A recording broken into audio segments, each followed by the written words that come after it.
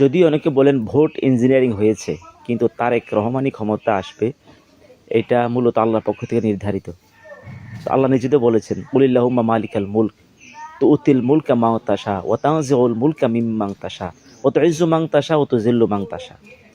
তো ক্ষমতার মালিক আল্লাহ, আল্লাহ যাকে ইচ্ছা ক্ষমতা দেন। এখনও তো প্রশ্ন হতে পারে, তো আল্লাহ ক্ষমতার মালিক হলে তারেক রহমানকে কেন দিলেন, ডাক্তার শফিকুর রহমান সাহেবকে কেন দিলেন না? তিনি তো নামাজের দিক দিয়ে ভালো নামাজি, কোরআন তলাত ভালো জানেন, ইসলামী জ্ঞান ভালো আছে, এবং উনি দেশটাকে দুর্নীতি করবে না স্বীকৃতি দিয়েছেন, দুর্নীতিকে প্রশ্রয় দিব না স্বীকৃতি দিয়েছেন, অনেক কথাই বলেছেন। তাহলে আপনার দৃষ্টিতে বা আমাদের দৃষ্টিতে উনি ভালো মানুষ, ওনাকে কেন দিলেন আল্লাহ তাআলা? তারেক রহমানকে আল্লাহ কেন দিয়েছেন? প্রশ্ন আসতে পারে। আসলে ক্ষমতা আল্লাহ দেন।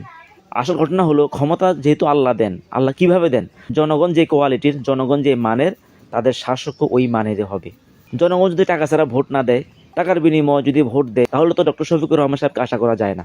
আবার দেশে যারা জনগণ দায়িত্বশীল আছে, ওনারা যদি ভোট ইঞ্জিনিয়ারিং করে, তাহলে তো ডক্টর শফিকুর রহমান সাহেবকে আশা করা যায় না।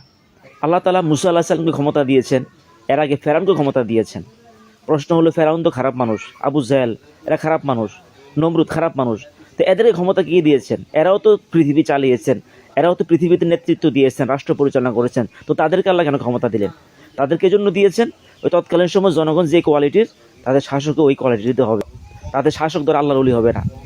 আবার দেখা যায় আল্লাহ তাআলা মুসা নবীকে ক্ষমতা দিয়েছেন, যখন ওই জমিনে মুসা নবীর প্রয়োজন মনে করেছেন। সুতরাং ক্ষমতার মালিক আল্লাহ সুবহানাহু ওয়া তাআলা, এটা বিশ্বাস করতে হবে। তারেক রহমান সাহেব রাষ্ট্রপতি হবেন অথবা প্রধানমন্ত্রী হবেন, এটা আল্লাহ কর্তৃক নির্ধারিত, এটা আল্লাহ কর্তৃক নির্ধারিত। আমাদের জনগণের অবস্থার উপরেই আল্লাহ তাআলা ওনাকে আমাদের উপরে দায়িত্বশীল হিসাবে বসাইয়েছেন। সুতরাং হতাশ হওয়ার কারণ নাই, আমরা ভালোর জন্য চেষ্টা করি, জনগণ ভালো হই, ইনশাআল্লাহ আরও ভালো শাসক আপনাদের মাঝে আসবে, এবং আমরা সত্যের পথে, দিনের পথে, ইনসাফের পথে, কোরআনের পথে আমরা আমাদের এই দেশবাসীকে, জনগণকে আরও বেশি উদ্বুদ্ধ করি, আরও বেশি এগিয়ে আসি, তাহলে ইনশাআল্লাহ আমাদের শাসক আরও ভালো হবে ইনশাআল্লাহ।